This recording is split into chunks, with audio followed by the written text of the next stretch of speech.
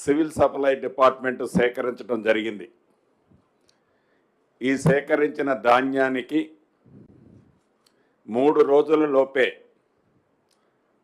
ప్రతి రైతన్నకు గతంలో ఎన్నడూ లేని విధంగా వారి డబ్బులు వారి అకౌంట్లో వేయటం జరిగింది.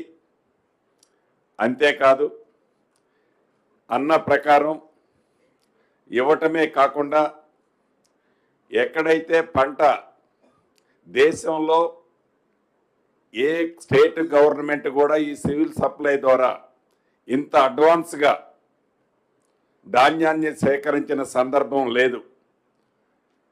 గడిచిన 10 సంవత్సరాల్లో కూడా గత ప్రభుత్వంలో ఇంత అడ్వాన్స్గా పండిన పంటని ప్రభుత్వం సేకరించిన సందర్భాలు లేదు.